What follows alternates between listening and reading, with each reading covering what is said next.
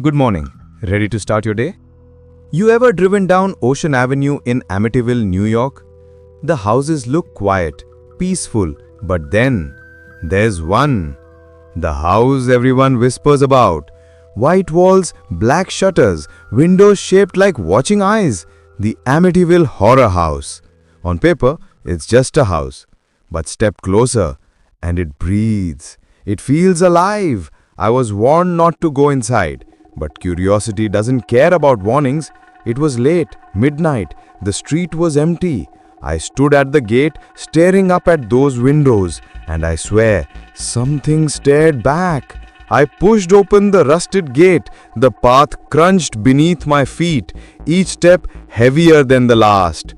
At the front door, I froze. A shadow flickered in the glass, but when I looked again, nothing. The handle was cold, too cold. I turned it slowly. The door creaked open.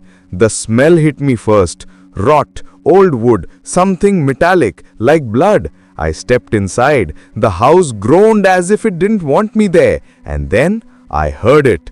A whisper. Right behind me.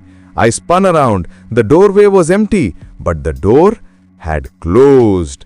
I was inside the Amityville house, and there was no way out. The living room smelled of damp wood and dust, but under it all was something sharper. Iron, rust, blood. I flicked on my flashlight. The beam cut through the dark, but the shadows didn't move away. They clung to the corners, thicker, darker, watching me. The walls were lined with family photos, smiling faces, children, parents, but their eyes.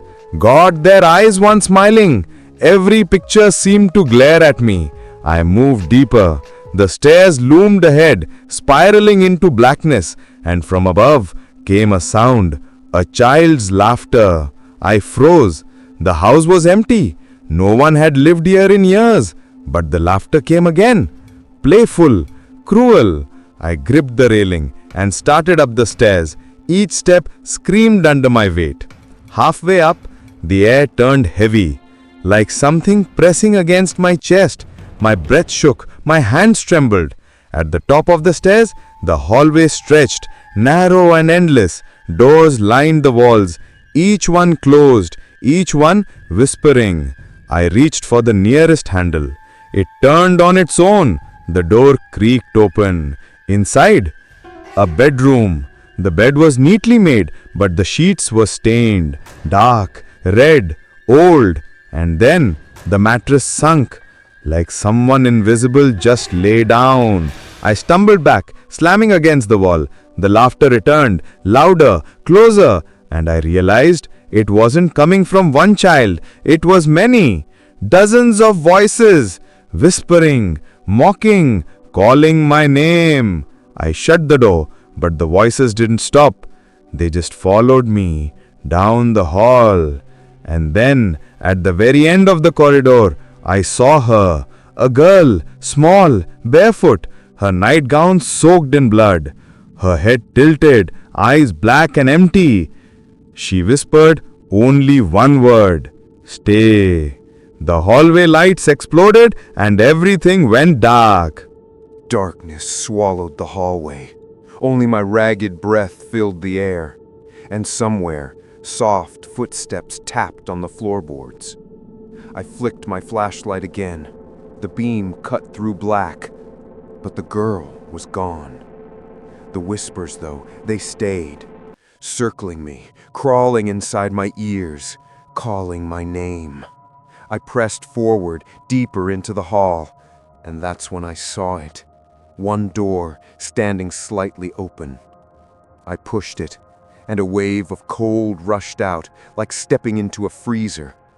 Inside, the room was drenched in red light, and the walls, they weren't walls at all. They were covered in writing. Names, dates, messages scratched into the plaster, some written in dried blood. One name burned into the center of the wall. Ronald DeFeo Jr. The memory of that night hit me. November 13th, 1974. The DeFeo family, all 6 of them, shot to death while they slept in this very house. Parents, brothers, sisters, no struggle, no screams, as if something kept them frozen. And Ronald?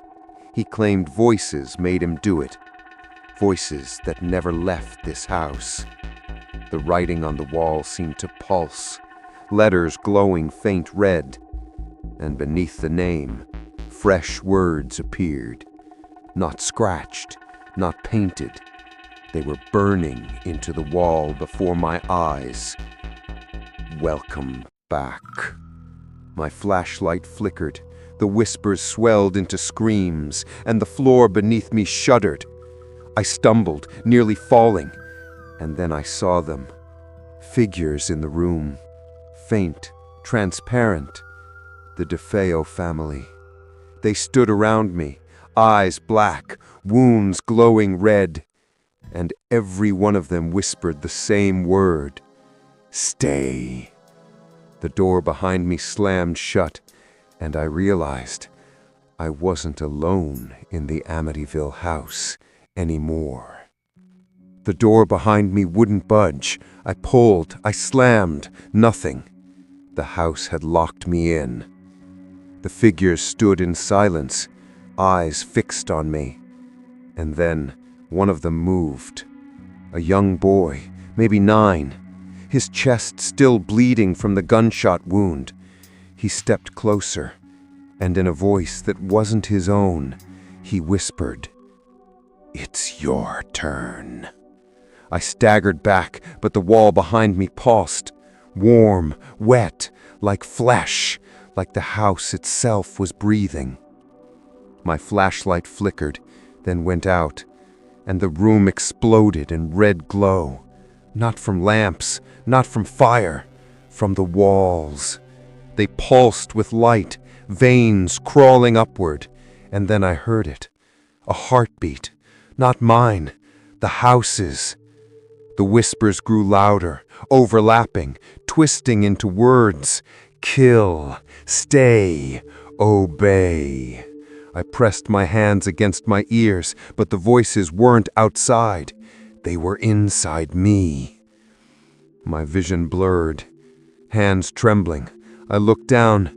Blood was dripping from my palms, but I hadn't been cut. The blood was seeping out of my skin, as if the house was bleeding through me. I stumbled toward the center of the room, and that's when the boy reached for my arm. Cold fingers locked onto me. His eyes snapped open wide, black voids swirling red, and in a deep, guttural voice, nothing like a child's, he growled, "The house chooses you." The floor cracked beneath me, heat roared upward, sulfur choking the air, and in the pit below, something shifted. Not a ghost, not a memory, something alive, waiting. I tried to scream, but the house stole my voice. And for the first time, I understood why no one survives Amityville. The floor kept trembling, cracks splitting wider beneath my shoes, and through the gaps, I saw fire. Not flames like any fire I had ever seen. Whisper. These burned black, swallowing light, suffocating sound. Alive, hungry, deep breathing. The boy's grip tightened on my wrist, and in that void of his eyes, I swore I saw the basement. His skin ice cold, a staircase rotting and steep, descending into endless dark. Whisper. And something waiting at the bottom. Echo. The vision snapped. Silence. The boy let go. Footstep. And the wall behind me swung open, revealing a narrow passage.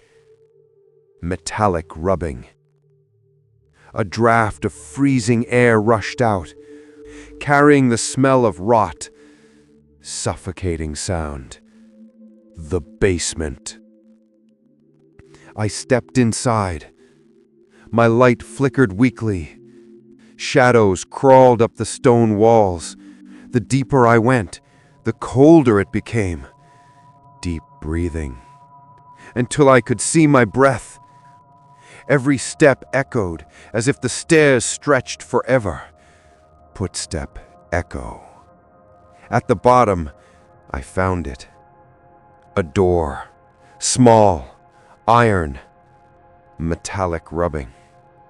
Painted with strange symbols burned into the metal. And on the ground before it, whisper. Chains.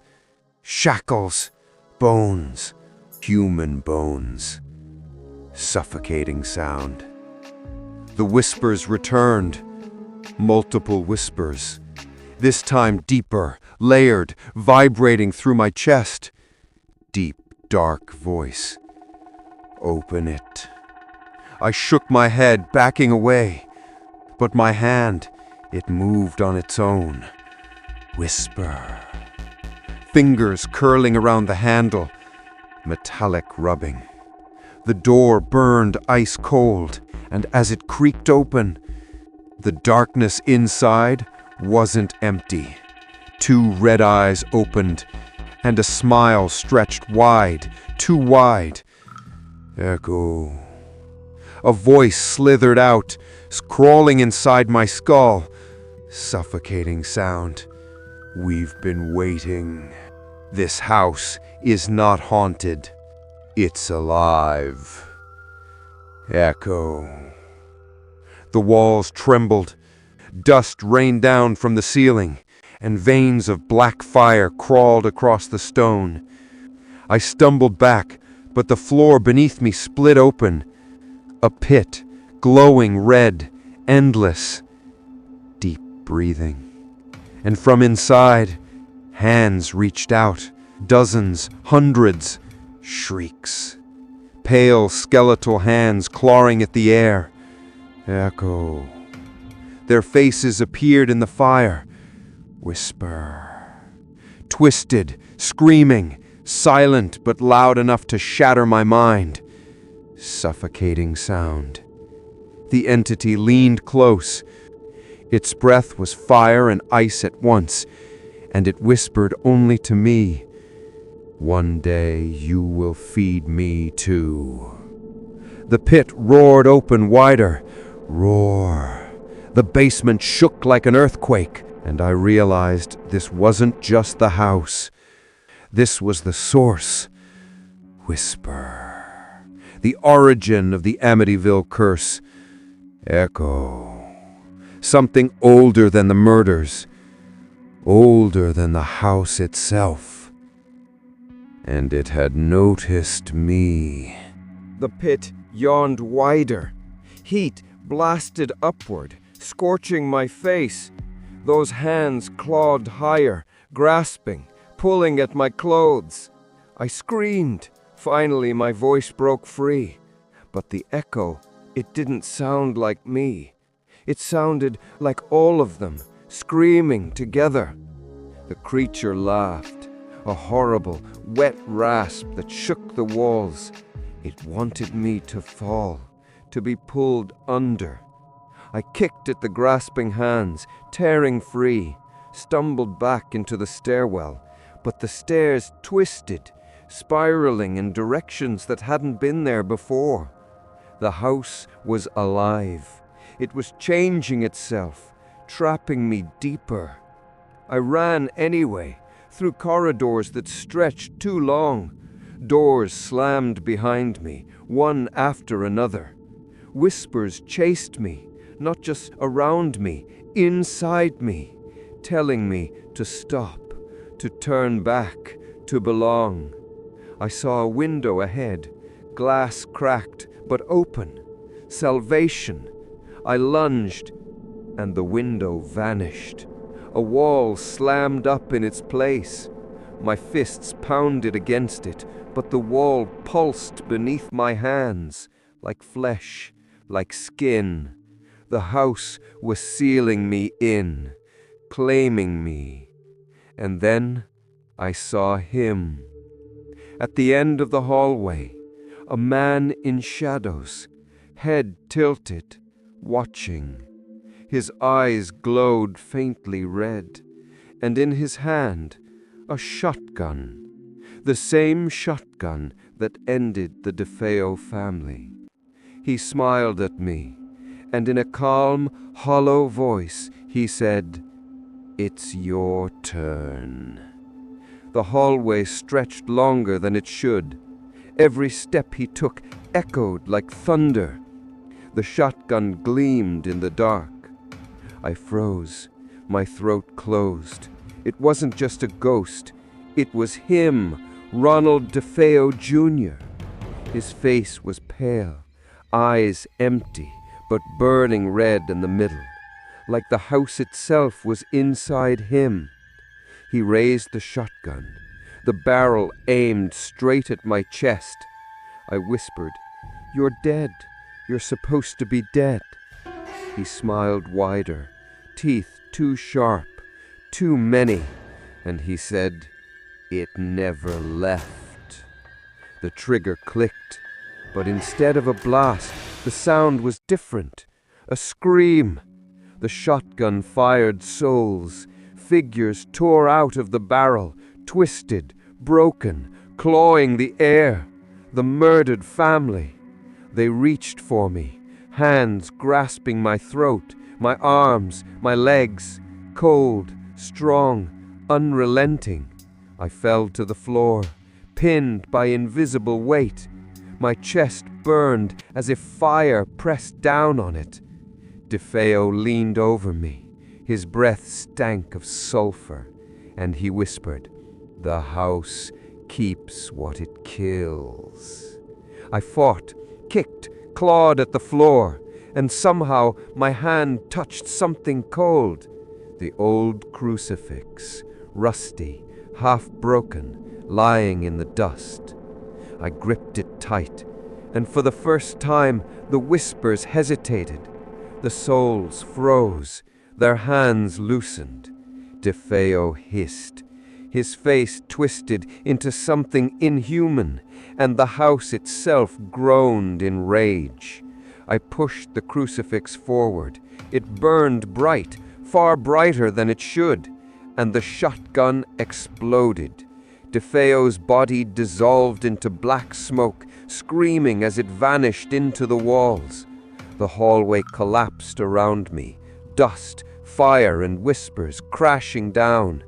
I ran, not knowing where the stairs were, not knowing if the house even had an exit anymore, but I ran anyway. The floor heaved beneath me. Boards snapped like bone. Smoke bled from the walls. The crucifix burned in my hand, fading. Every step I took, the glow dimmed. The house screamed, not like wood cracking, like a throat tearing. It didn't want me leaving. Doors stretched shut before I reached them. Windows melted into walls. Stairways twisted down into endless spirals. Every direction was wrong. Every step sank me deeper. The house wasn't a house anymore. It was a trap. Something crawled across the ceiling. Dozens of them, pale, eyeless things, hands reaching down, fingertips brushing my skin. I bolted into a hallway, and at the far end, I saw it. The front door, wide open. Moonlight spilling inside. I sprinted, the crucifix flaring one last time in my hand. Every shadow shrieked as I passed. 10 feet. 5 feet. I could almost touch the night air. And then the door slammed shut. The house laughed. Low. Endless. Everywhere. I slammed the crucifix against the door. Nothing. The light was gone. The whispers closed in. Dozens, hundreds, all chanting the same word. Stay. Hands erupted from the walls, cold, grabbing, pulling. The floor cracked open beneath my feet. The pit was back. Endless red fire. The place where the souls went. I dangled on the edge, clawing at the floorboards, trying to hold on. The house pulling, dragging, feeding. And as I stared down, I saw faces in the fire. The DeFeos, the Lutz family, every victim that ever lived here. And in the center of it all, that thing, those eyes, that smile, watching me, waiting, hungry. My fingers slipped against the edge. Splinters tore my skin. Blood dripped down into the fire. The pit roared as if it could taste me. Whispers pressed into my skull. Not outside, inside. Each voice was my own. Let go. You belong. You've always belonged. The crucifix slid from my palm.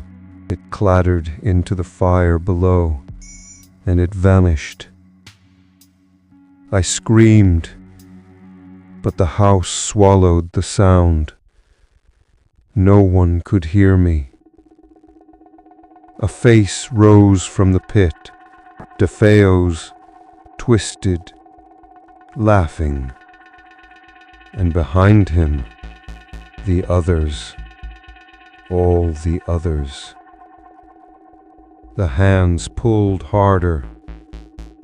My chest pressed against the floor, but my legs dangled in the fire.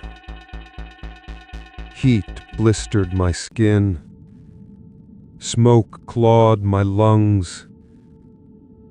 And still, I fought.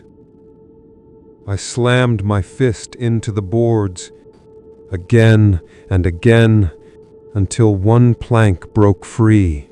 Moonlight poured through. Fresh, clean, cold air. Outside.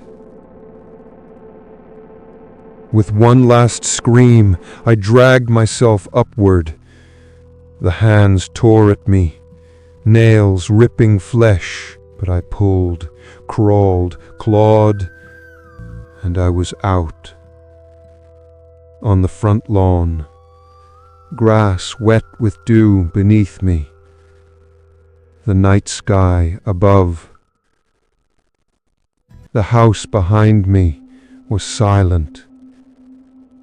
No lights, no whispers, just a hollow, empty shell. I staggered to my feet, shaking, bleeding, barely alive. But as I turned to leave, I saw it. In the top window, a face, pale, smiling, red eyes burning through the glass. The house was watching me, waiting, hungry.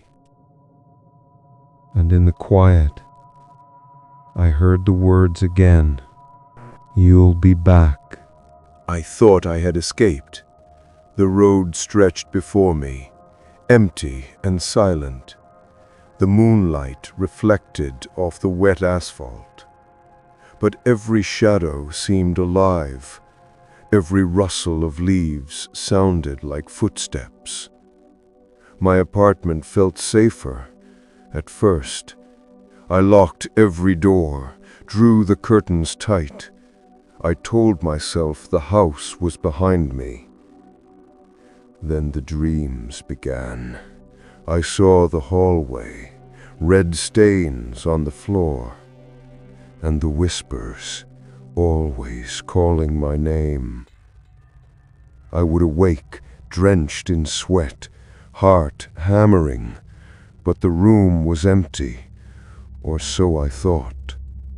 At night I saw shadows move, not mine, not human, across the walls, across the ceiling.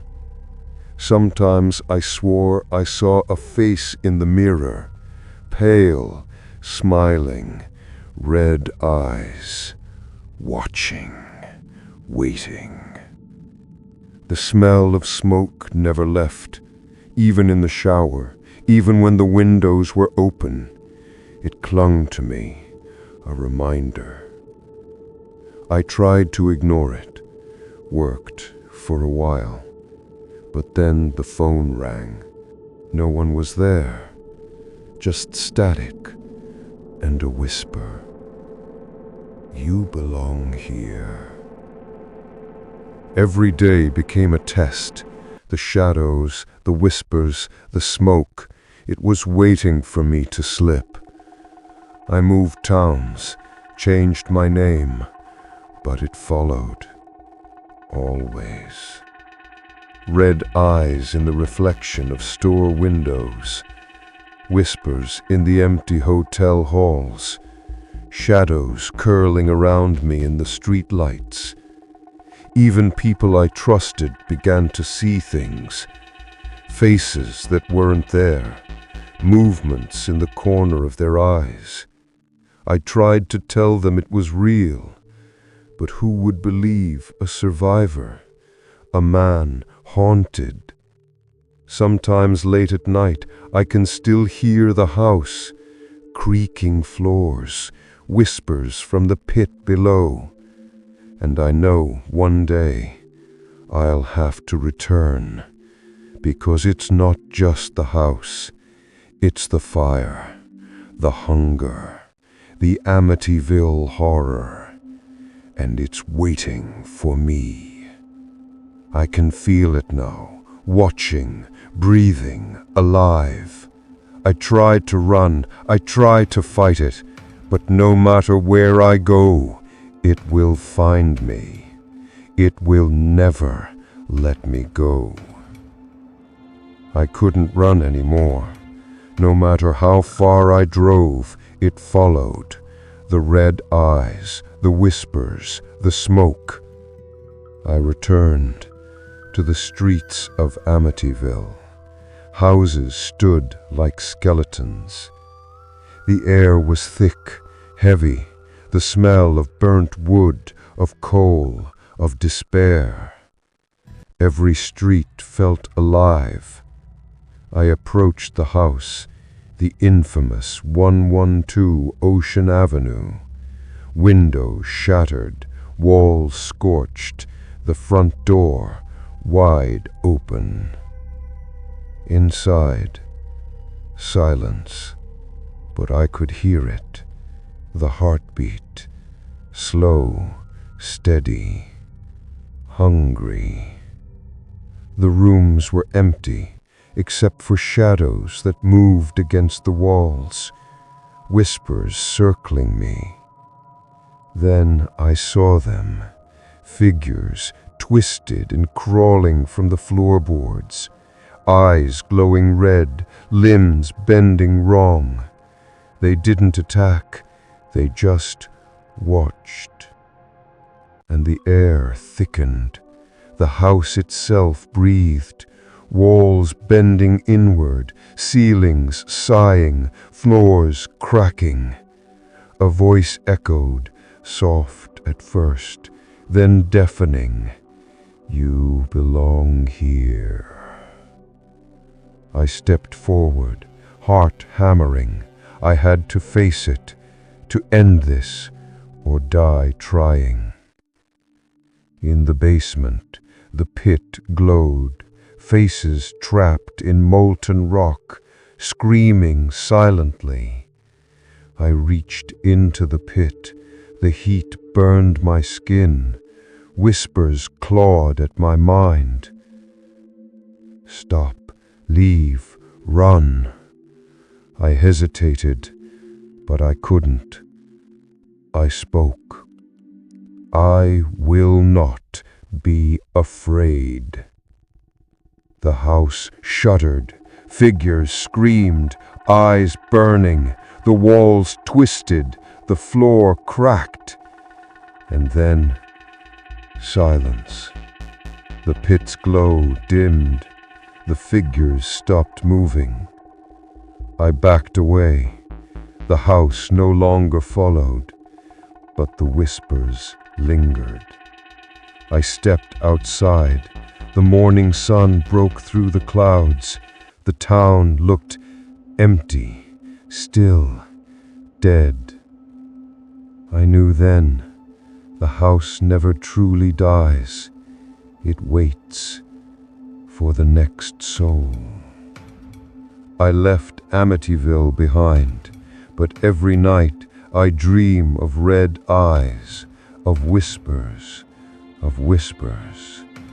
and I know it will always remember me. And as I close my eyes, I still hear it. You belong here. I shiver because deep down, I know it's true.